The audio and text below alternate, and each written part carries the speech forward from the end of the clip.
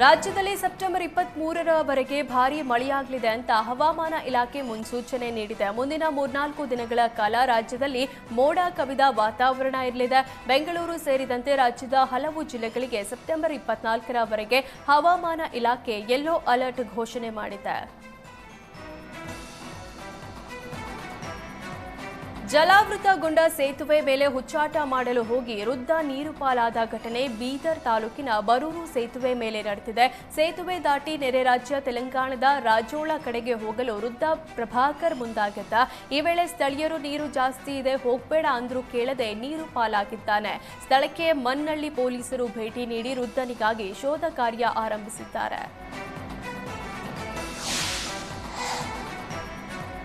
ವಿಜಯಪುರ ಜಿಲ್ಲೆಯಲ್ಲಿ ವರುಣನ ಅಬ್ಬರ ಮುಂದುವರೆದಿದೆ. ನಿನ್ನೆ ಸುರಿದ ಧಾರಾಕಾರ ಮಳೆಗೆ ವಿಜಯಪುರ ಜಿಲ್ಲಾಧಿಕಾರಿ ಕಚೇರಿ ಆವರಣ ಸಂಪೂರ್ಣ ಜಲಾವೃತವಾಗಿದೆ. ಡಿಸಿ ಕಚೇರಿ ಆವರಣ ಜಲಾವೃತಗೊಂಡ ಪರಿಣಾಮ ಕಚೇರಿಗೆ ಭೇಟಿ ಕೊಡಲು ಬಂದ ಸಾರ್ವಜನಿಕರು, ಹೋರಾಟಗಾರರು ಪರದಾಡುವಂತಾಗಿದೆ. ಇತ್ತ ವರುಣನ ಅಬ್ಬರಕ್ಕೆ ಜಿಲ್ಲೆಯ ಹಲವು ತಗ್ಗು ಪ್ರದೇಶದ ಮನೆಗಳಿಗೆ ನೀರು ನುಗ್ಗಿ ಅವಾಂತರ ಸೃಷ್ಟಿಸಿದ್ರೆ ರೈತರು ಬೆಳೆದ ಬೆಳೆಗಳು ಸಂಪೂರ್ಣ ನೀರು ಪಾಲಾಗಿದೆ.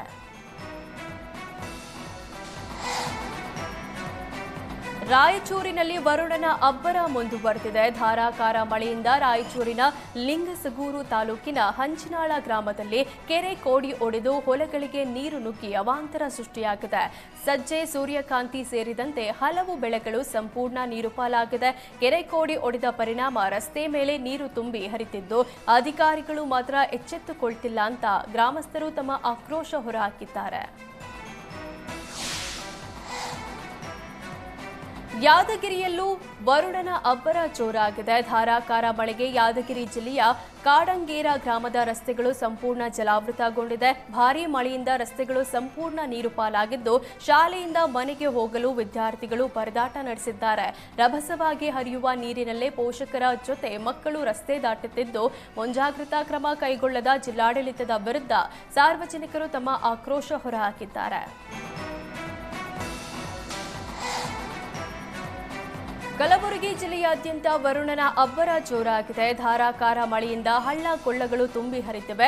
ಆಳಂದ ತಾಲೂಕಿನ ನಿರಗುಡಿ ಗ್ರಾಮದಲ್ಲಿ ಹಳ್ಳ ತುಂಬಿ ಹರಿಯುತ್ತಿರುವ ಕಾರಣ ಜಮೀನಿಗೆ ಹೋಗಿದ್ದ ರೈತರು ಮನೆಗೆ ಮರಳಿ ಬಾರಲಾಗದೆ ಪರದಾಟ ನಡೆಸಿದ್ರು. ಗ್ರಾಮದ ಯುವಕರೆಲ್ಲ ಸೇರಿ ಮಾನವ ಸರಪಳಿ ರಚಿಸಿ ಒಬ್ಬೊಬ್ಬರನ್ನು ಹಳ್ಳ ದಾಟಿಸುವ ದೃಶ್ಯಗಳು ಮೈ ಜುಮ್ ಅನ್ಸುತ್ತೆ. ಹಳ್ಳಿಗಳಿಗೆ ಸೇತುವೆ ನಿರ್ಮಿಸಲು ಹಲವು ಬಾರಿ ಮನವಿ ಮಾಡಿದ್ರು ಅಧಿಕಾರಿಗಳು ಮಾತ್ರ ಕ್ಯಾರೆ ಅಂತಿಲ್ಲ ಅಂತ ಗ್ರಾಮಸ್ಥರು ಕಿಡಿಕಾರಿದ್ದಾರೆ.